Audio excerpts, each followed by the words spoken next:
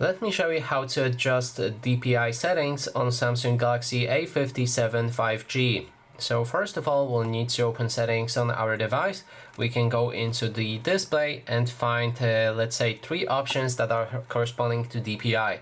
So first we have font size and style. This will allow you to change the display size for your phone, so you can make the font bigger by moving it to the right, or smaller by moving it to the left. You can also adjust the font style if you like, and enable or disable bold font.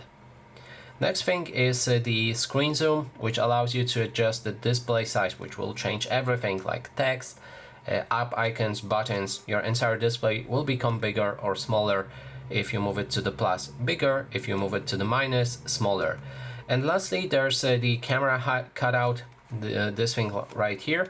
So for some apps you may notice that the camera cutout shows this black line on the top. You can remove this black line if you put it on show camera cutout for the app. That way, if you open this specific app, it will always show you entire phone without the black line. And that is basically everything. Thanks so much for watching.